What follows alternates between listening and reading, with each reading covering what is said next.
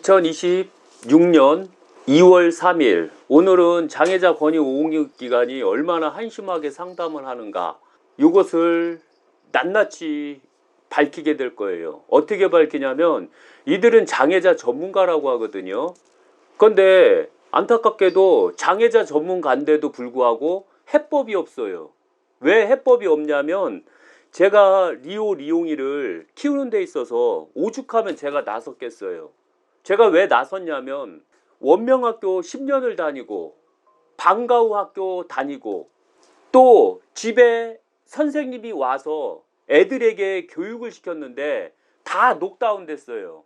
심지어는 어떤 일이 있었냐면, 원명학교에 보냈더니 한 학기 바뀔 때 선생님이 바뀌니까 새로 바뀌었거든요. 바뀌어서 얘들이 똥과 오줌을 가리지 못하니 선생님 제발 부탁인데 가리게 좀 도와주세요. 집에선 열심히 하고 있는데 학교에 가니 안 되는 것 같아요 라고 했거든요. 그래서 선생님이 봐준다고 했어요.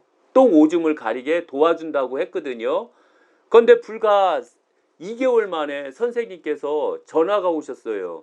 죄송하지만 기저귀 좀 보내주세요. 기저귀 좀 보내주세요. 답이 없는 것 같아요. 이렇게 해서 다시 기저귀를 보내갖고 학교 갈 때 기저귀를 채워서 보냈거든요. 리옹이를요. 이것은 바로 인권이라는 이유로 체벌이 없었기 때문에 이런 일이 생겼던 거거든요. 폭력하고 엄연히 체벌은 달라요. 체벌은 교육 목적으로, 그 다음에 애를 더 발전시킬 목적으로 하는 게 체벌이고요. 폭력은 이유 없이 폭력을 행하는 게 폭력이에요. 그런데 여기서 보면, 예를 들면 이 내용 3분 24초 부분에 보면 이 장애자 권익옹호기관이 하는 소리가 뭔지 알아요?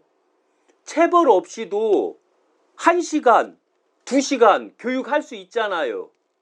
1시간, 2시간 교육할 수 있잖아요. 이게 얼마나 답답한 말인 줄 아세요? 장애자 권익옹호기관 전문가라는 사람들이 하는 소리가 얼마나 답답한 줄 알아요?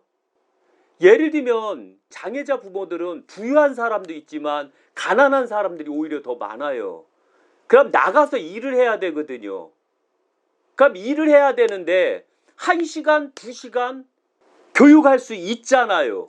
선생님도 못 하는데, 원명학교에서도 못 하는데 어떻게 교육했으면 좋을까요, 제가?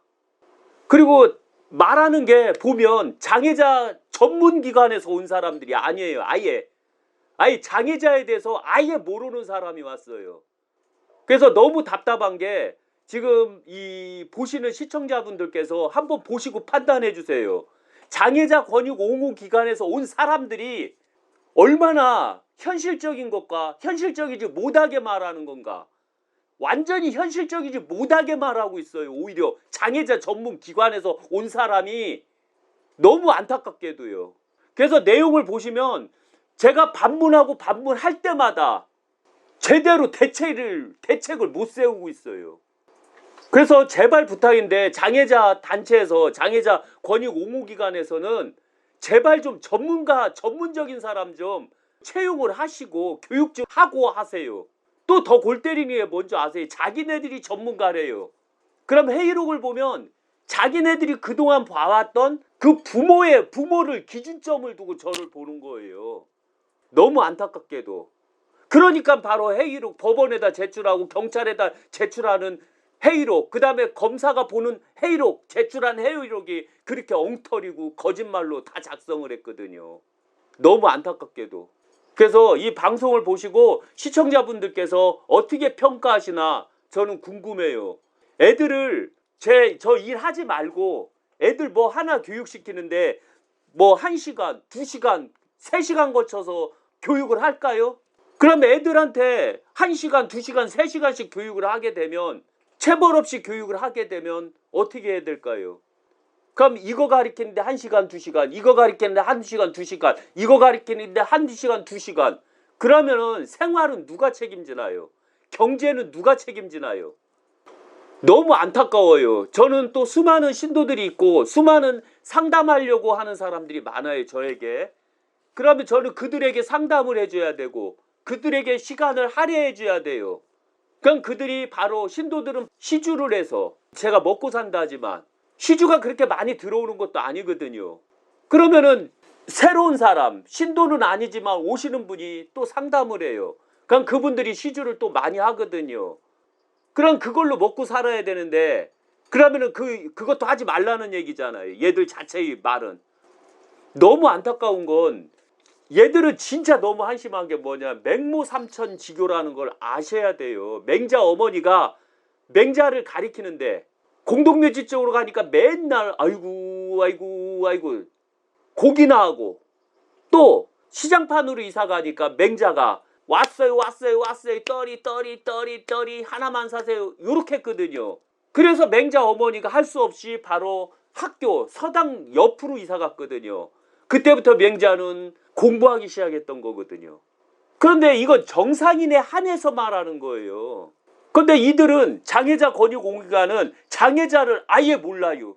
장애의 특성이 아예 이 고정적인 줄 알아요. 그러다 보니까 전문적이지 못하다라는 점이죠. 그래서 제가 상담해 줄 때 제가 전문가 좀 보내주세요. 전문가.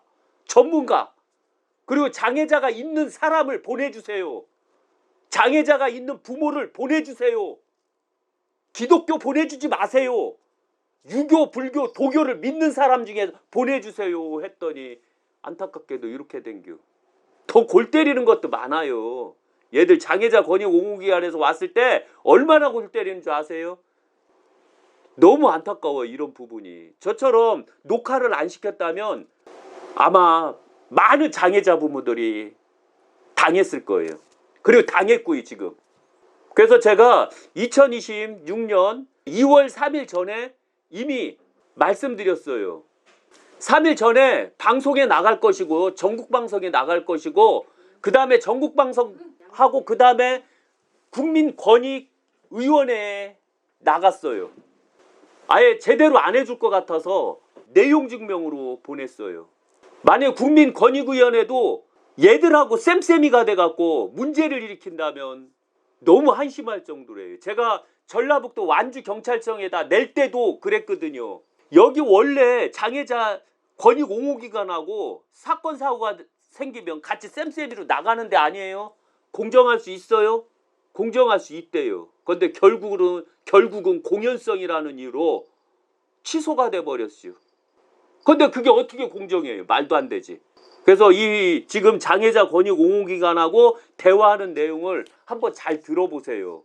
그러면은 답이 과연 있느냐 없느냐를 보게 될 거예요.